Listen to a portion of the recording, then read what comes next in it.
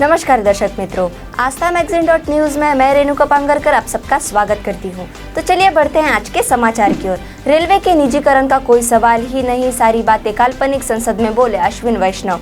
केंद्र सरकार ने बुधवार को साफ कर दिया है कि वो रेलवे का निजीकरण करने नहीं जा रही है। सरकार ने कहा कि रेलवे के निजीकरण को लेकर सारी बातें काल्पनिक है। केंद्रीय रेल मंत्री अश्विनी वैष्णव ने बुधवार को यह जानकारी दी। संयुक्त राष्ट्र के सर्वोच्च न्यायालय के न्यायाधीशों ने 13-2 की बहुमत से फैसला दिया। रूस के नियंत्रण में या मॉस्को द्वारा समर्थित अन्य बलों को सैन्य अभियान नहीं जारी रखना चाहिए। मना करने पर मामला यूएनएससी में भेजा जाता है, जहां रूस को वीटो का अधिकार प्राप्त है। संयुक्त राष्ट्र की सर्वोच्च अदालत ने बुधवार को रूस को यूक्रेन में युद्ध रोकने का आदेश दिया। हालांकि कई लोगों का संदेह है कि रूस इसका पालन नहीं करेगा। भूकंप से कांप उठी लद्दाख और जापान की धरती, 20 लाख घरों की गुल हुई बिजली। केंद्र शासित प्रदेश लद्दाख जम्मू कश्मीर में बुधवार को 5.2 तीव्रता का भूकंप आया। हालांकि इस भूकंप से किसी प्रकार के जान माल की नुकसान की खबर नहीं है। मौसम विभाग के एक अधिकारी के मुताबिक भूकंप शाम 7:05 बजे आया। कुछ सेकंड तक इसके झटके महसूस किए गए। उन्होंने कहा कि भूकंप की गहराई 36.01 डिग्री उत्तरी अक्षांश 75.18 डिग्री पूर्व देशांतर पर पृथ्वी की सतह से 110 किलोमीटर नीचे थी। इसके साथ ही जापान में भी भूकंप की खबरें हैं।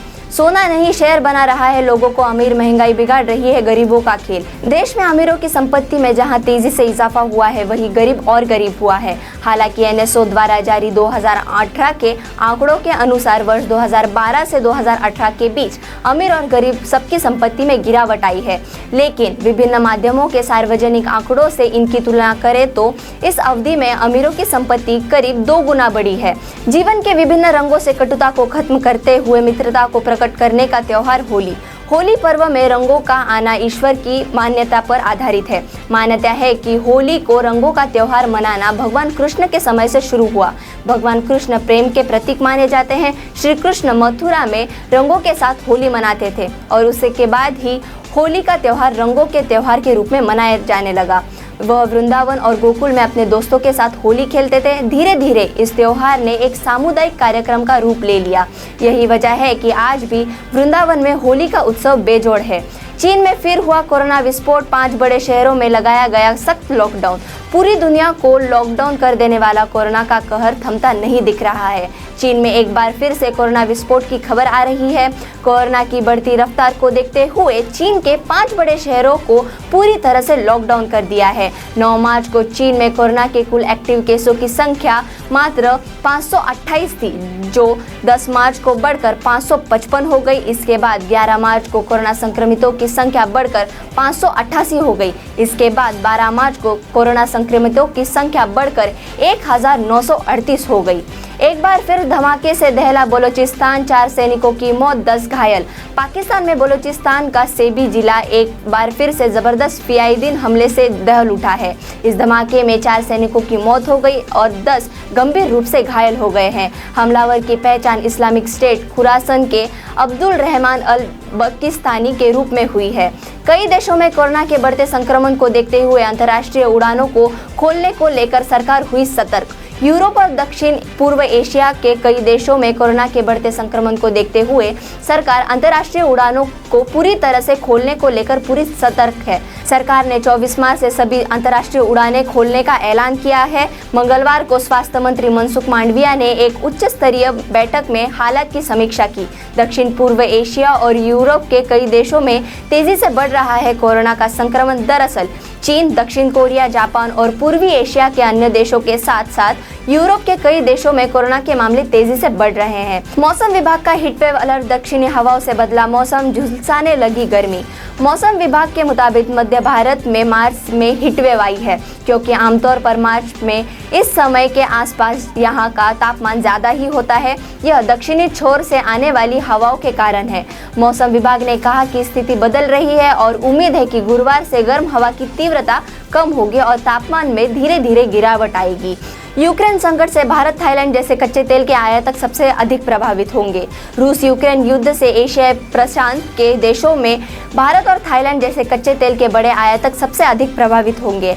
SSND ग्लोबल रेटिंग्स ने बुधवार को यह बात कही। SSND का अनुमान है कि अगले वित्त वर्ष 2022-23 में भारतीय अर्थव्यवस्था 7.8% की दर से बढ़ेगी। अर्थव्यवस्था की वृद्धि दर 2023-24 में 6% तथा 2024-25 में 6.5% रहने का अनुमान है। पोस्ट ऑफिस की स्कीम में निवेश से होगा फायदा, बैंक से पहले हो जाएगा पैसा डबल।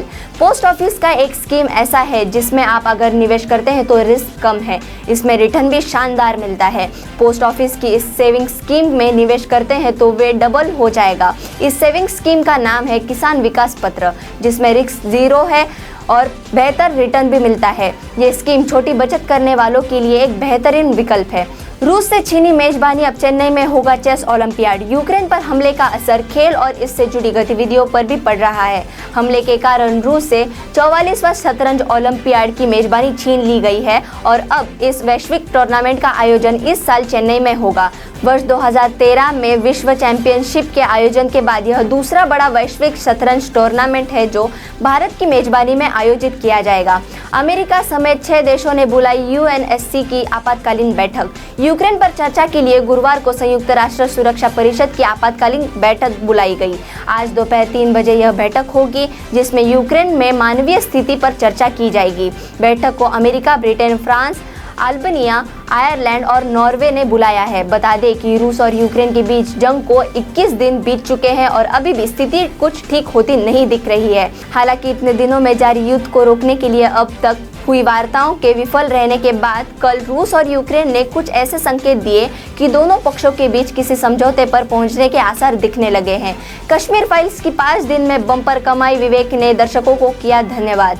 कश्मीर फाइल्स मूवी इन दिनों देश क्या दुनिया में चर्चा का विषय बनी है। मूवी को प्रमोट करने के लिए आम जनता भी कोई कसर नहीं छोड़ रही है। फिल्म कमाई के मामले में रिकॉर्ड बना रही है। 5 दिन की कमाई की बात करें तो 60 करोड़ के पार पहुंच चुकी है। यही नहीं, बताया जा रहा है कि फिल्म जय संतोषी मां का रिकॉर्ड ध्वस्त करने जा रही है। फिल्म के निर्माता विवेक अग्निहोत्री ने दर्शकों को शुक्रिया भी बोला। ऐसे ही समाचार और देश विदेश की खबरों को सुनने के लिए हमारे आस्था magazine.news को लाइक करें, शेयर करें और सब्सक्राइब करें। धन्यवाद।